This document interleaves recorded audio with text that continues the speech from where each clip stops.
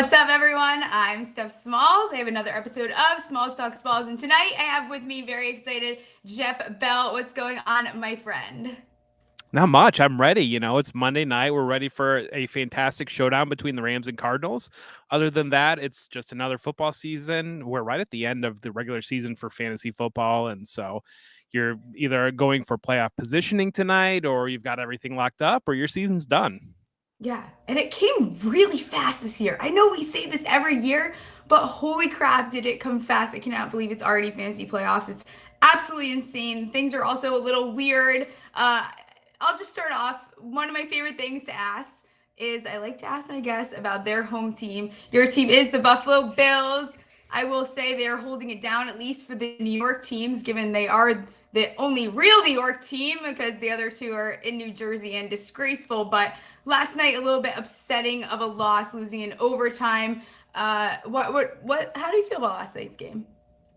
It's just frustrating.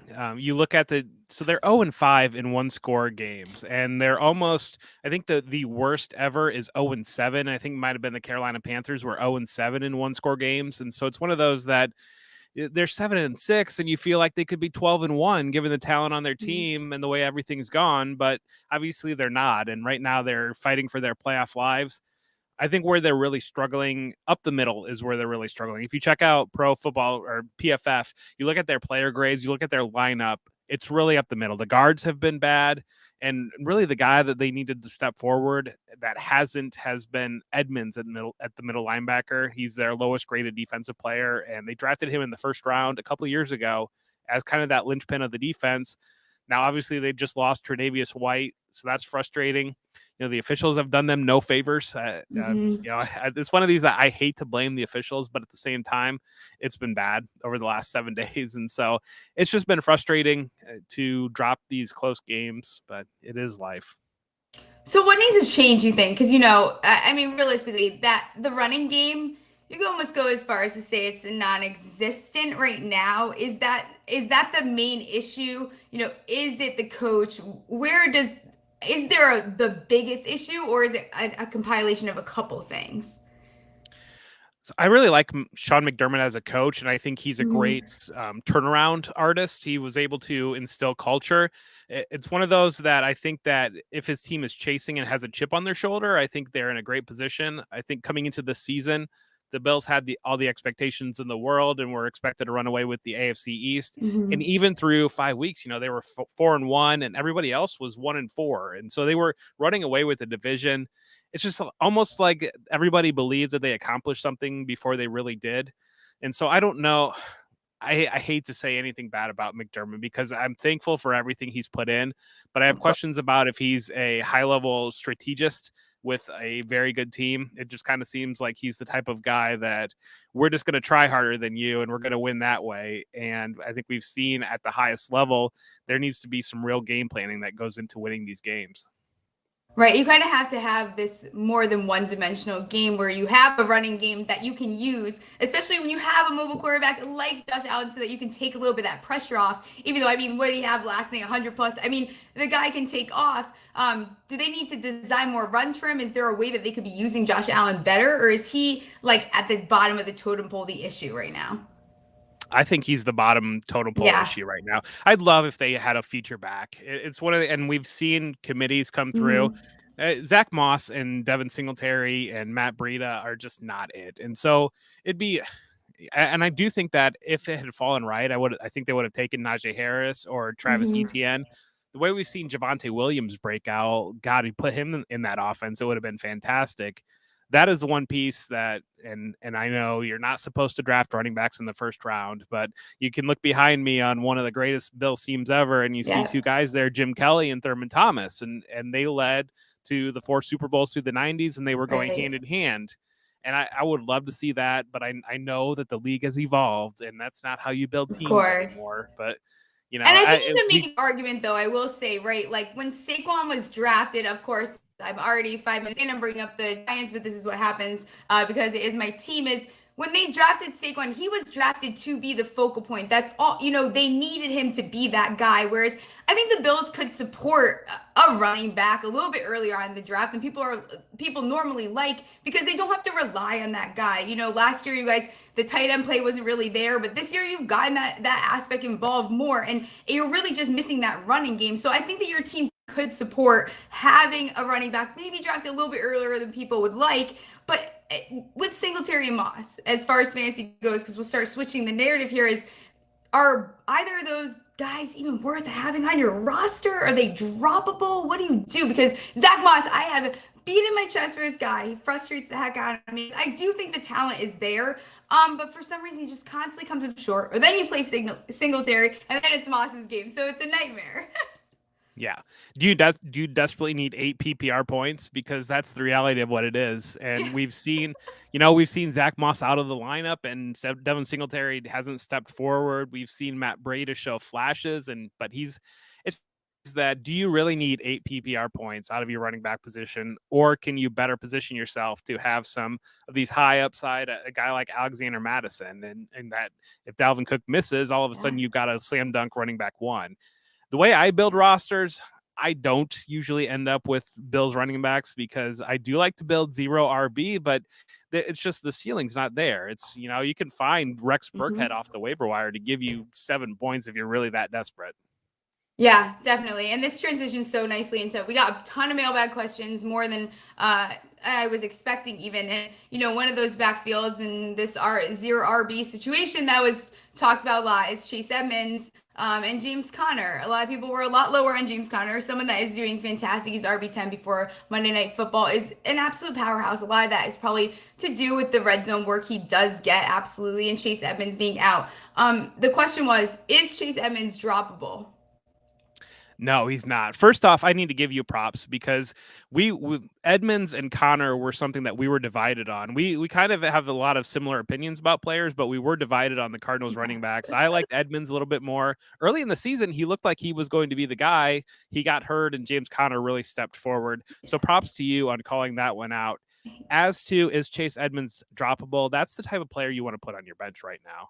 Especially we're entering the fantasy playoffs. If you are carrying 5 or 6 wide receivers, and over the next 3 weeks, you don't see your 5th or 6th wide receiver or your backup tight end hitting your lineup, you need to be loading up on these handcuff running backs. Absolutely. Because, if Connor misses time, Edmonds is primed to go off, or depending on how tonight goes, they could be running away with the NFC West if they were to beat the Rams tonight. And so I think that's almost a situation where you watch that, as Connor has been such a huge portion of the offense. He's worked his way up 80% of the snaps, 90% of the snaps last week.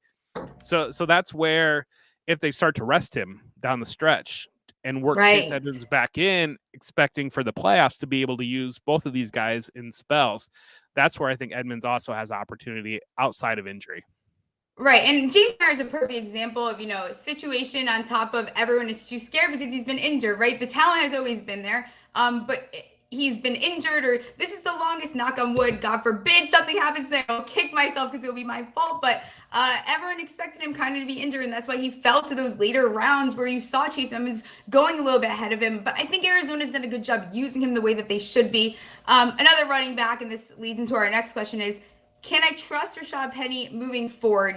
Right now, RB2 at this point for this last week. He had a great week. He's that physical, red zone guy that, Carroll loves. Can you trust him moving forward? I would. I don't think, I'm of the belief that we've seen Chris Carson take his last snap as an NFL player, and so I think he's kind of done. We saw Alex Collins. He doesn't have it. For whatever reason, they're just not comfortable going with DJ Dallas. Homer is a change of pace at best. I really think Rashad Penny is set up right now. He's set up to be the guy in a team that really wants to run the ball. Right. Yeah, absolutely. And they have, 2 very favorable games coming up in the Bears and the Lions. The Bears struggle to run. The Lions, you could basically run all over. And then they have, the Rams and the Cardinals, which, yes, will be a little bit more difficult. But I think if he can get past this next contest and not get injured, he's obviously someone you can trust. And this is kind of what Pete's been looking for. And I'll jump ahead to another question I was going to ask later on. But Staying with that team is Metcalf, right? This is the guy that ADP was very high, is not performing necessarily to that level. If it's going to be Renfro or Metcalf, Renfro, who is doing fantastic last 3 games, all over 100 plus yards, he seems to be the very consistent target. Something I love about him is he's not touchdown dependent. Like, he does not need that touchdown to be able to score very high in fantasy. Wide receiver 1, 5 out of 6. I mean, the guy is doing fantastic despite how the outcome of a Raiders game goes. So for me, it's going to be Renfro, but is there still an argument for Metcalf? I guess the best argument would be that he had a touchdown called back for holding last week, and then he had another one at the end zone that Russ just missed him on, was a little bit behind. I mean, if he puts up 2 touchdowns, we're not worried about DK Metcalf right now. And I think that's one of those things that if you're just the type that you're looking at bottom line numbers, those type of things don't stand out. Whereas if you watch the game or you really dive into the play by play and see what happened, then you kind of see, okay, well, this guy just missed a huge week. It really depends on your lineup. If you have made the playoffs while you're continuing to play DK Metcalf and you don't have any other options, I mean, you have to go out and play him. But Houston seemed like the perfect get right spot for him, and he didn't get right. So if you've got other options, I think we're at the point where I'd put them into my lineup.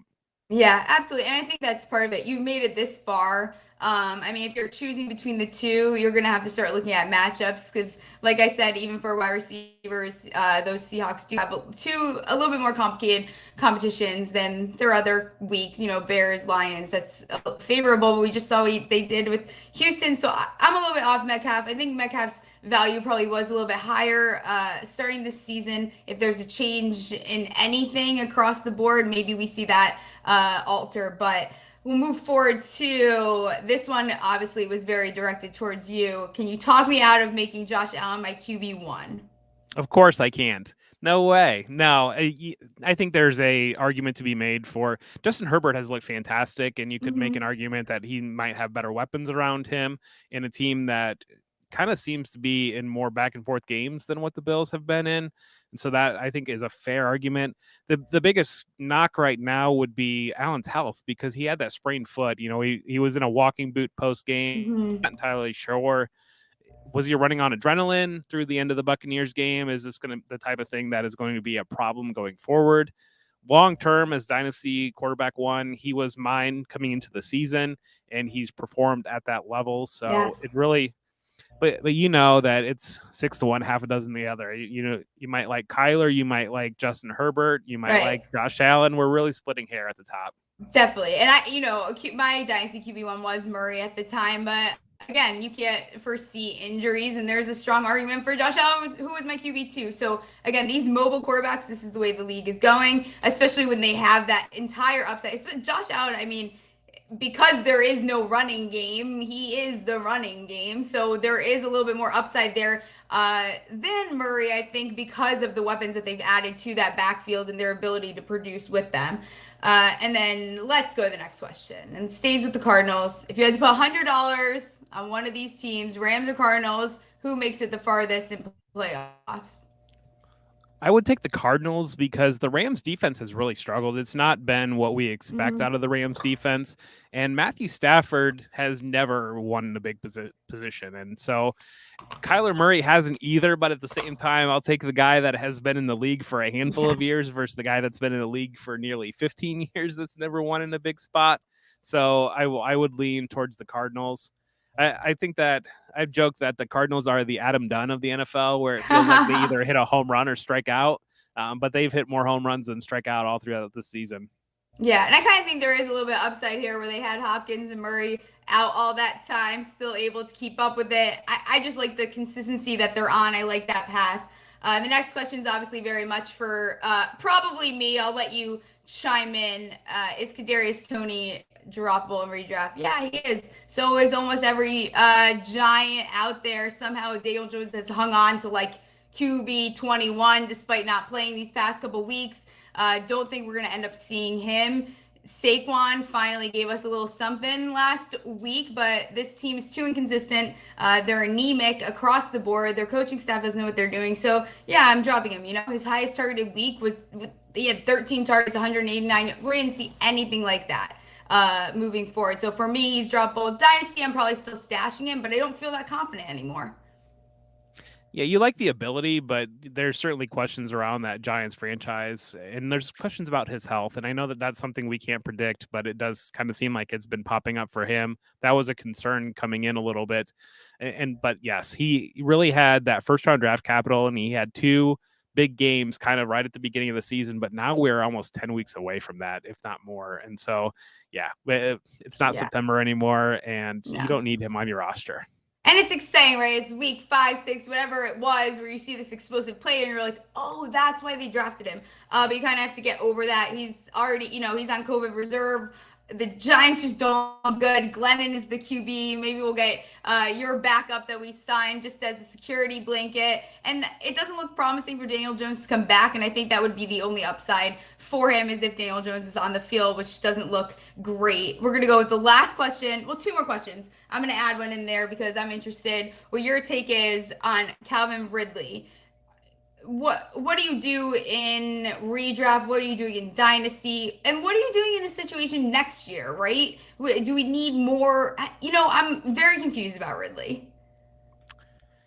I don't know. I hope that he's taking care of himself and he's finding the answers that he needs. It's part of me. I don't know. It's one of these that I think he was very close with Julio Jones, both going to Alabama, being in that wide receiver room. So I'm sure that took a toll on him as the new coach coming in. There is a tiny part of me, and I hate putting it out there, that it's the type of thing where he just kind of wants out of Atlanta and he didn't want to make it public type thing. He didn't want to demand a trade or anything like that. And it was kind of, they respectfully reached an agreement. I don't really know. I don't think any of us know. And in redraft, I think it's safe to say he's not going to play again this year. In dynasty, I don't think the guy's done. I mean, he's still 26. And so it's one of these that I think there was just a lot up in the air in his world. And I think we can all probably relate at times, that it's just the noise is too much. And we just need a minute and to get our head right. And especially it seems like our culture has become more accepting of people that have been experiencing mental health, whatever it might be. And so I don't know anything about it. And I feel awful that I put that speculation out there because I don't think that like 1% of me thinks that's true. But I do think that he's just had a lot that's happened in his world and he's just trying to quiet, calm, and recenter. Right. I think great thing we can applaud him for his ability and many players' ability because this is the first year in a while that I really felt like mental health actually took precedence to a point where people are talking about it. There's a conversation. You're seeing someone like Ridley, who is a focal point, to go out and say like, yo, I'm not okay. I need to get my head right. I need to take care of my well-being. That comes first. Football is second. That's something even with us, right? Like fantasy football, always remember, that comes second. Your life comes first. Your well-being comes first. So as far as fantasy goes, I think redraft, safe to say, even with Michael Thomas, these things, safe to say you're not seeing these guys again in Dynasty. The player that they are. So it's definitely worth the stash. But again, we applaud him for his commenting on mental health because for a while, I think that got brushed under the rug. So good for him for doing that. And we'll end it on, actually, I lied. I have another question. So one is, what is your advice for dynasty players that did not make or not going to make it to their playoffs? Well, first off, I put an article out in Fantasy Pros where I kind of dove into, if you're in the dynasty space, like everybody's looking for who's going to be free agents and who's going to step in beyond them. And like I dove through like the last 3 years, the top 40 free agents of fantasy positions. And it's like half the time teams go out and sign a direct replacement in free agency for that player that's leaving. And almost the other half of the time they draft a guy in the first 2 days.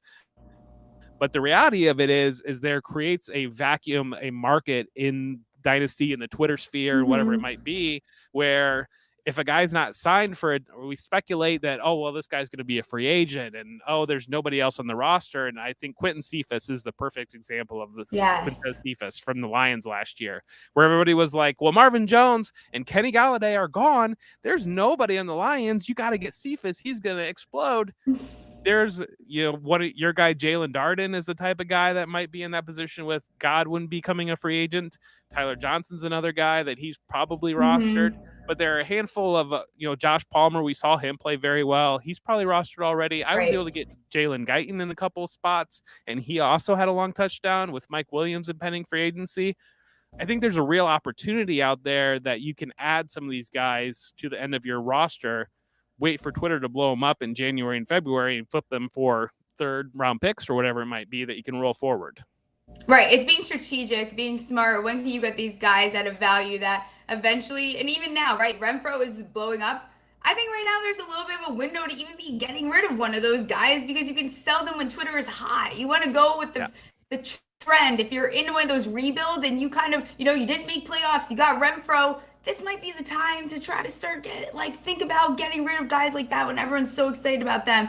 And you are, Debbie is your thing. Last thing I'll ask you before I let you get out of here, because it is Monday Night Football, we want to go watch it, is who are two guys that you have your eyes on as far as rookie prospects go? If you guys do not follow Jeff, by the way, follow him. His college, everything that you do with college is fantastic. He even got me in. I messaged him like, what was it, 2 weeks ago? I'm like, I think I'm loving college football now. There's so much to it, so many layers. And the sooner you start, it only helps you down the road. So who are two guys that maybe you have your eye on? Well, I think the two first guys to go in your one quarterback leagues are probably going to be Treylon Burks, the Arkansas wide receiver. He's a big body wide receiver, the classic 6'3", 225-pound guy that you think about, a primary X wide receiver in the NFL. And then Garrett Wilson, my guy from Ohio State. He's actually my wide receiver one. He's much more, I'd say almost, I don't know, feel like Kadarius Toney is a fair comp to him, but he's the type of guy that I think I've always compared him to a more elusive Keenan Allen, like the type of guy that he can just get open and he can win at multiple different levels. And he's just smooth, and you just love watching him play. He's able to win deep. He's able to win intermediate. He's able to take slants and things like that. And so those, I think, are going to be your top two guys in one quarterback drafts. This is a wide receiver draft, and there's going to be there's a couple running backs, Kenneth Walker and Breece Hall and Isaiah Spiller are kind of the top three guys, but really for wide receivers, and especially if you're in a rebuild, drafting early, take some of these wide receivers in this draft. Yeah, for sure. And you named some names that I actually have gotten in my player profile early rookie drafts that we're doing there in those 1QB, because everyone knows I love my 1QB. Thank you so much for coming on. Why don't you tell everyone what you're working on, where they can find you on Twitter, all the things. Well, first I need to say cheers to you as the fellow regular season champion of our Chaos League. We both earned buys. So cheers to you. Cheers to us. We are the best teams in the regular season. But you can find me with Fantasy Pros. I'm doing a lot of Debbie content with them, some Dynasty content with them, and really just kind of a little bit of everything. And I do a lot of behind the scenes as well for them.